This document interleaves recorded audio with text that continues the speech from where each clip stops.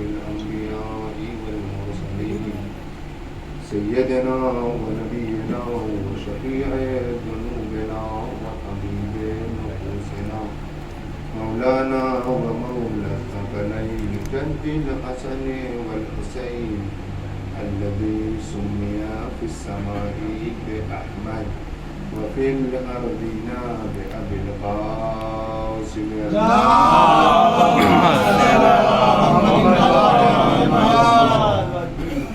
ثم الصلاة والسلام والتحية والإكرام على أهل بيته الطيبين الطاهرين المعصومين المكتوبين ولعنة الله على أعدائهم أجمعين من ليلتنا هذه إلى قيام يوم الدين. أما بعد فقد قال الله الحكيم في القرآن الكريم وهو أصدق القائلين وقوله الحق. بسم الله الرحمن الرحيم. إن أصحاب الكهف والرقيم كانوا من آياتنا عجبا. صلوات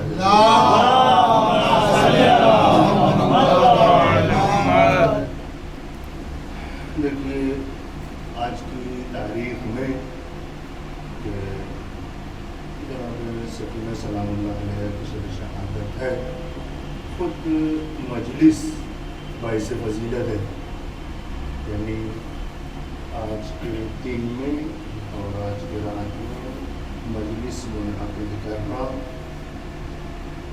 بالکل ایسے ہی ہے جیسے آپ سید سجاد کی مجلسیں برپا کرتے ہو تو کہتے ہو کہ کربلا پہ رونے والا گزر گیا آج، یہی نا. سید سجاد 35 برس زندہ تھے واقعہ کربلا کے بعد. 35 برس انہوں نے گزار دیا. کربلا والوں کو اسی لیے کہتے ہیں کہ سید سجاد کی شہادت یعنی کربلا پہ رونے والا گزر گیا. ویسے ہی آج بالکل کہا جا سکتا ہے کہ حسین پہ رونے والے حسین کی بیٹی گزر گئی.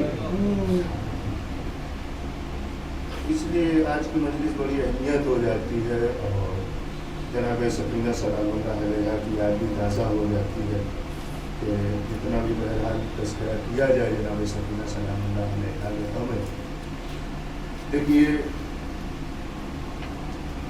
امام حسین علیہ السلام نے فضائل میں 10-15 منٹ سن لیجیے. امام حسین علیہ السلام کے بارے میں جہاں بہت سے فضائل اور مناقب قرآن کی آیتوں میں ہیں، وہیں یہ بھی آیت امام حسین علیہ السلام نے خود اس آیت کے ذریعے سے اپنی طرف لوگوں کو متوجہ کیا ہے کہ ہم کون ہیں، ہمیں پہچانو. یہ وہ آیت کریمہ ہے جس کو امام حسین علیہ السلام نے جس وقت سید الشہداء کے سر کو نیزے پہ بلند کیا گیا اس وقت اسی آیت کی تلاوت امام حسین علیہ السلام نے کی.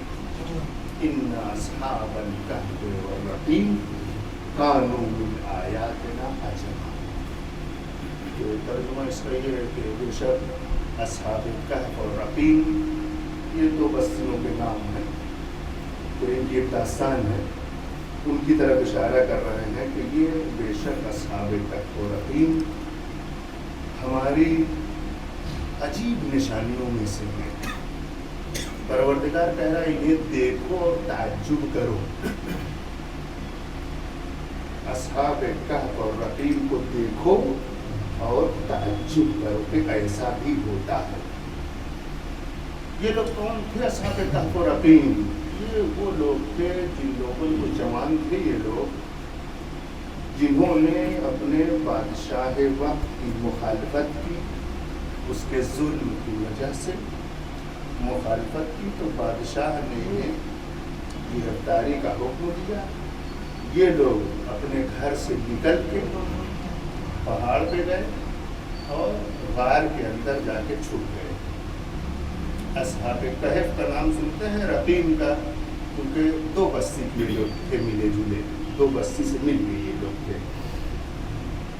اور ان کے کتے کا بھی نام یہی ایک کتا ہے کہ جس کا ذکر قرآن میں آیا ہے کہ یہ اصحاب کہف کا کتا ان لوگوں کے ساتھ تھا یہاں تک کہ اللہ نے جب انہیں موت کی نیند سلا دیا اس غار کے اندر ان کی حفاظت کے لیے، تو ساتھ میں یہ کتا بھی دیکھیے یہ تعجب کی بات کیا تھی اس میں کہ اصحاب کہف و رقیم گئے بھاگ کے ظالم بادشاہ سے نجات پانے کے لیے، بھاگ کے گئے پہاڑ پہ اور غار کے اندر جا کے یہ لوگ چھپ گئے اپنی جان بچانے کے لیے۔ پروردگار عالم نے ان کا انتظام یہ کیا کہ تم نے اگر ہمارے لیے بادشاہ کی مخالفت کی ہے تو یہ ہماری ذمہ داری بنتی ہے کہ ہم تمہاری حفاظت کریں۔ اب بادشاہ کے سپاہی جب پہنچے ڈھونڈتے ڈھونڈتے ان لوگوں کو کہاں اس غار تک پتا چلا کہ یہاں یہ لوگ جاتے ہوئے دیکھے گئے ہیں اس طرف۔ سپاہی جب وہاں پہنچے اور غار کے اندر دیکھا تو دیکھا کہ یہ لوگ سب کے سب جیسے مردہ کی صورت میں پڑے ہوئے ہیں، سب کو دکھایا گیا، ہلایا گیا، ڈلایا گیا، پتا چلا یہ لوگ مر چکے ہیں۔ جب کہ یہ لوگ آئے غار کے اندر اور غار کے اندر لیٹے تھکے ہوئے تھے، اللہ نے ان کو موت کو غالب کیا، نیند کہہ رہا ہم نے ان کو موت کی نیند سلا دیا ہے۔ اب یہ لوگ آئے دیکھے کہ یہ لوگ تو مر گئے ہیں، دوسرے بادشاہ نے کہا ایسا ہے کہ نہیں، یہی دفن کر دو۔ غار کا جو جانے کا راستہ تھا اس کو چن لیا اس نے کہ یہیں ان کو ختم کر دو۔ 300 سال بعد 300 سال تک یہ لوگ سوتے رہے اس غار میں۔ بادشاہ مر گیا، اس کا بیٹا بیٹھا، حکومت کی مر گیا، اس کا پوتا بیٹھا، حکومت کی مر گئی، اب اس کا پر پوتے کے دور میں پھر اللہ نے ان کو اٹھایا اصحاب کہف۔ اب یہ لوگ پھر بیدار کیے گئے۔ اب یہ لوگ اٹھے دیکھتے کہاں کو پڑے ہوئے جھٹکے اٹھ کے لگتا ہے زیادہ سو گئے کیا۔ تو ان لوگوں کا بیان یہ ہے کہ ان لوگوں کا کہنا آپس میں تھا کہ لگتا ہے ہم لوگ پورا ایک دن سو گئے، 300 سال سو رہے ہیں، کہہ رہے لگتا ہے ایک دن سو گئے۔ اب 300 سال کے بعد جب یہ لوگ اٹھ گئے، اب ان کو بھوک لگی تھی، بہرحال کھانا پیسہ ویسا نکالا اور کہا کہ ایک آدمی کو کہ جاؤ ذرا بازار سے روٹی لے آؤ، کوئی پہچاننے نہ پائے، منہ باندھ آ کے جانا۔ وہ لوگ سمجھ رہا کبھی جب ایک ہی دن گزرا ہے تو بغل نہیں جائیں گے، اس لیے بچ بچا کے جانا اور روٹی لے کے ذرا آؤ۔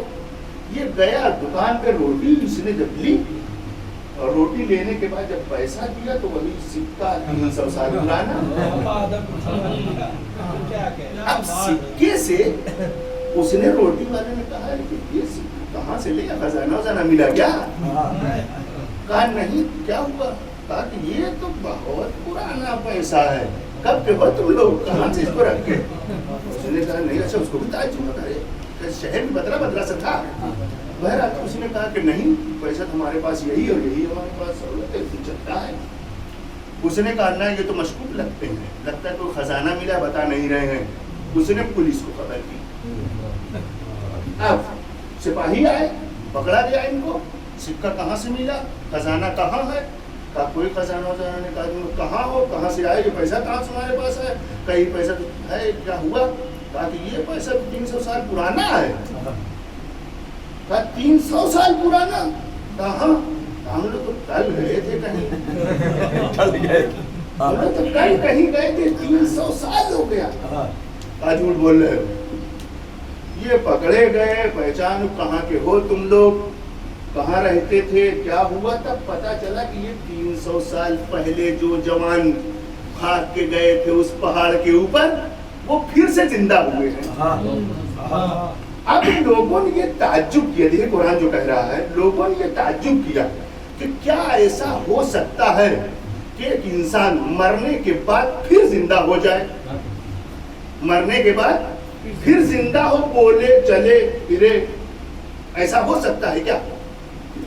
اس پہ تعجب۔ خداوند عالم کہہ رہا ہے کہ اصحاب کہف و رقیم ہماری ان نشانیوں میں سے ہیں، ان علامتوں میں سے ہیں جنہیں دیکھ کے لوگ تعجب کرتے ہیں، اور تعجب کرنا بھی چاہیے کہ مرنے کے بعد کوئی بولتا نہیں ہے، لہذا تعجب کیا تو ٹھیک بھی ہے۔ امام حسین نے کیوں اس کی تلاوت کی؟ اس آیت کی تلاوت امام حسین نے کی۔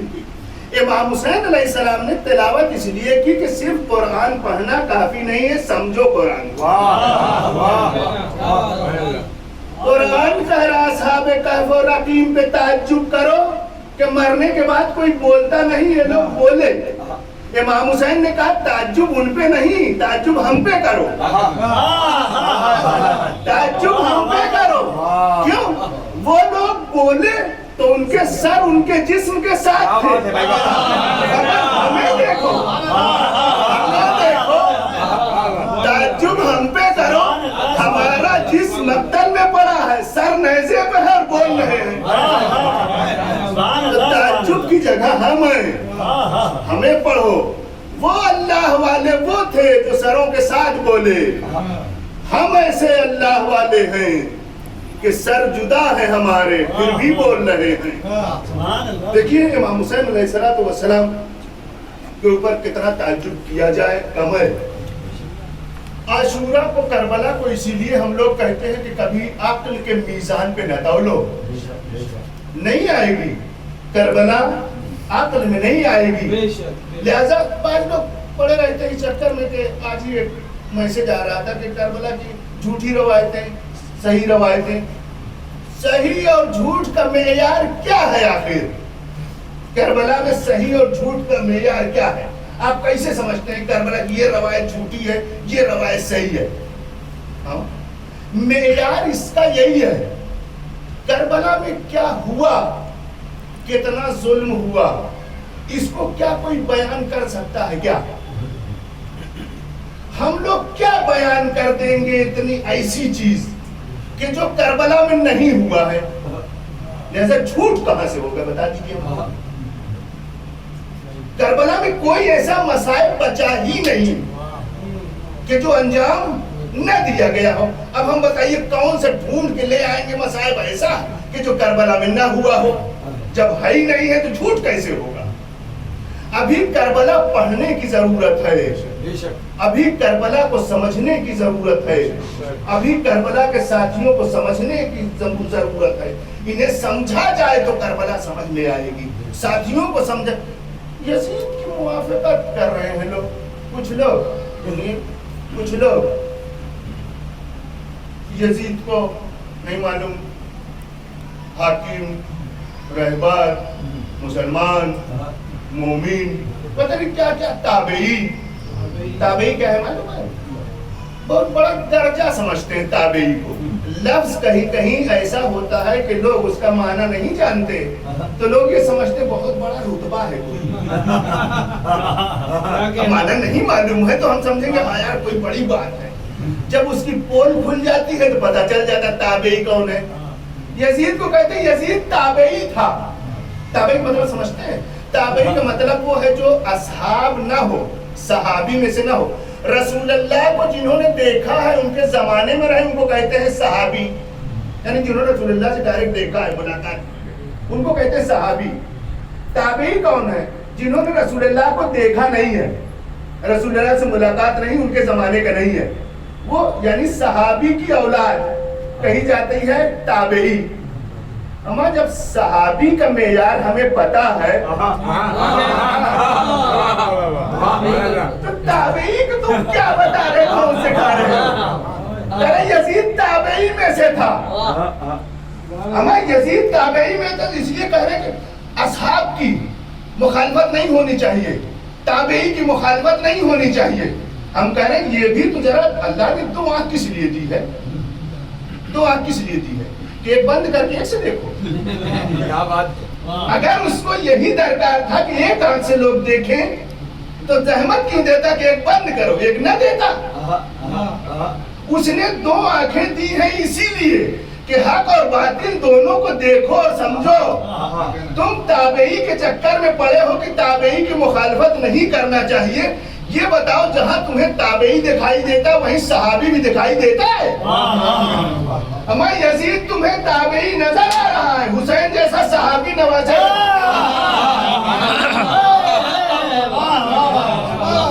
تابعی دکھائی دے رہا ہے۔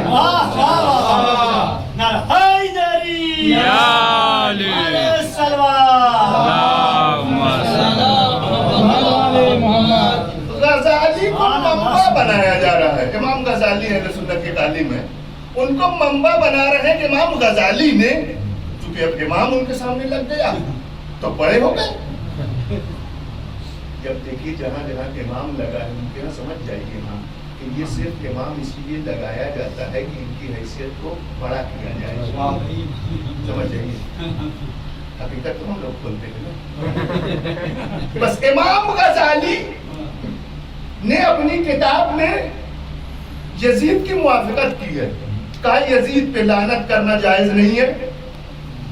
یزید مسلمان تھا, حتیٰ کہا کہ مومن تھا, لہذا اس کی مخالفت جائز نہیں ہے, لعنت بھیجنا اس کے اوپر حرام ہے, جائز نہیں ہے. امام غزالی نے جس وقت یہ فتویٰ دیا, لوگوں نے حتیٰ اہل سنت کے علماء نے اسی وقت امام غزالی کو دفن کر دیا.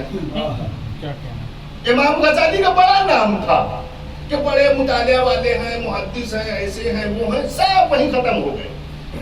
مطلب اس کا سمجھتے ہیں, امام حسین سے الجھنے کا مطلب ہی یہ ہوتا ہے تم گئے.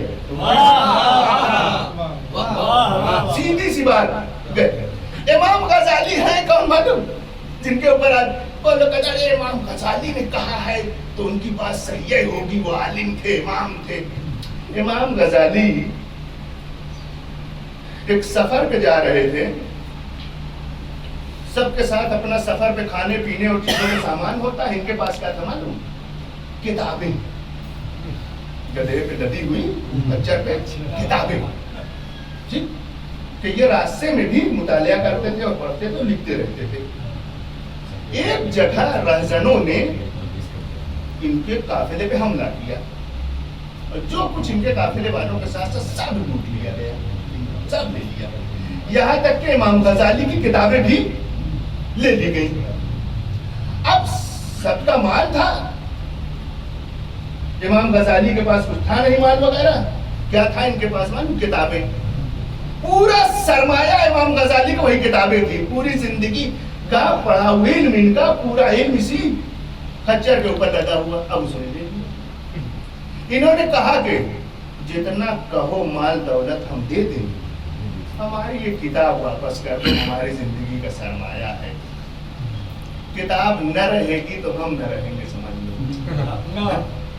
میری محنت برباد جائے گی اتنے دنوں کی. اس نے کہا کہ آخر کیا ہے ان کتابوں میں؟ کہا اب تک کا جو کچھ پڑھا ہوا ہے سب اس میں ہے, لہٰذا اس میں مجھے واپس. اس نے کیا کہا, ہمارے دوسرے سردار چنوک سرداروں نے, سردار نے, اس نے کہا کہ ایسا علم کس کام کا جس کو ایک چور چھین لے.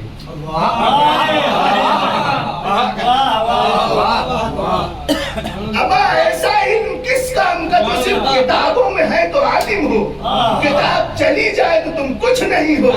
ایسے علم سے کیا فائدہ؟ وہیں سے کہتے امام غزالی کے ذہن میں یہ بات آئی کہ ہاں بات تو صحیح کہہ رہا ہے. اس کے بعد جو پلٹے ہیں یہ, تو اب انہوں نے اپنے حافظے کا استعمال کیا کہ اب کتابوں میں اور کاپیوں میں, دفتروں میں نہیں لکھیں گے, جو کچھ ہوگا وہ اپنے حافظے میں, تاکہ ہمارے ساتھ ہر جگہ کام آ جائے اور مرنے کے بعد بھی ہمارے ساتھ جائے. تو امام غزالی وہ ہیں کہ جن کا علم اتنا ہی ہے کہ ایک چور اگر چھین لے تو وہ آ جائے کہاں, روڈ پہ. یہ آج زمانے یہی کہا جائے گا ختم ہو گیا, یعنی کچھ نہیں ہے. یہ ان کے اوپر اتنا انداز کہ انہوں نے کہہ دیا. ہاں انہوں نے نہیں, ان کے آبا و اجداد نے کہا ہوتا تو بھی حق حق ہوتا ہے, باطل باطل. شمر جس نے امام حسین کو قتل کیا, وہ مسجد میں نماز پڑھتا تھا. قتل امام حسین کے بعد کی بات بتا رہے ہیں. مسجد میں مسجد پڑھتا تھا نماز آ کے. ایک شخص جو واقعہ کربلا میں وہ بھی تھا, ان کا پڑوسی تھا, کہتا تھا ہم نے ان کو دیکھا کہ برابر یہ نماز میں جب ہم آتے ہیں یہ بھی آتا ہے اور ایک دعا کرتا ہے, پروردگارا ہماری مغفرت فرماؤ, ہم تیرے اچھے بندے ہیں. کون کہہ رہا ہے؟ شم, ہم تیرے نیک بندوں میں سے ہیں, میری مغفرت فرماؤ. ہم نے وہ کیا جو ایک مسلمان کو کرنا چاہیے تھا, अपने हाकिम की इताअत की है। इसने जब कई दिन इसको सुना ये कहते हुए कि शिमर कह रहा कि हम नेक बंदों में से हैं, तो सवाल बनता ही था। उसने भी पूछा कि ये बताओ क्या इमाम हुसैन के कत्ल के बाद भी कोई नेक हो सकता है? इमाम हुसैन के कत्ल के बाद भी कोई नेक हो सकता है? अब यजीद के लिए आप जो भी चाहिए सोच लीजिए। यजीद कुछ भी रहा हो, मुसलमान था, मोमिन था, ताबई था, सब था के बस्से में डाल दीजिए। कत्ले हुसैन के बाद ये है, ये कत्ले हुसैन के बाद न इस्लाम रहा, न ईमान रहा, न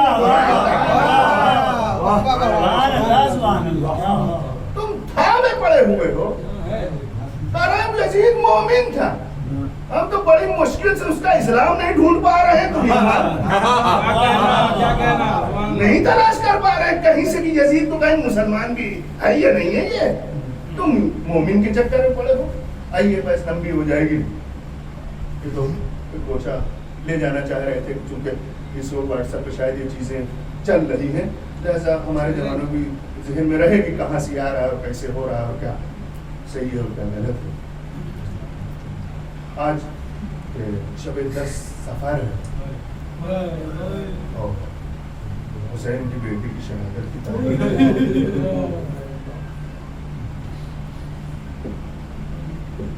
हुसैन की बेटी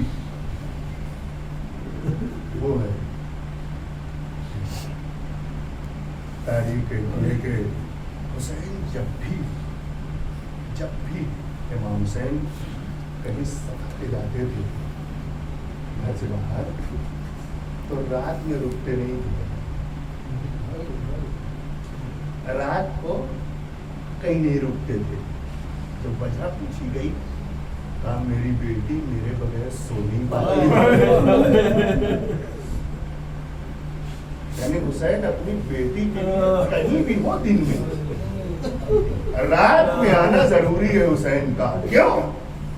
सकीना कभी माँ के पास नहीं सोई। हमेशा जब सोने का वक्त होता था जनाब सकीना का और नींद आने लगती थी, तो माँ से जुदा होकर इमाम हुसैन को ढूंढती थी, बाबा बाबा बाबा। इमाम हुसैन भी समझ जाते थे सोने का वक्त हो गया बच्ची का, उसको उठा लेते, अपने सीने पे लेके लेट जाते, तो सकीना को सुकून मिल जाता, सो जाते।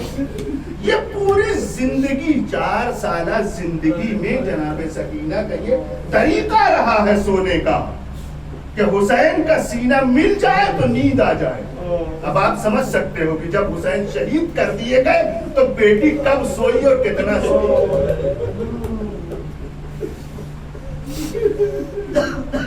न हुसैन जैसा बाप देखा हमने, न सकीना जैसी बेटी देखी हमने, अमीर अल-मोमिनीन को देखा है हमने, शहजादी ज़ैनब की भी तारीफ पढ़ी है हमने।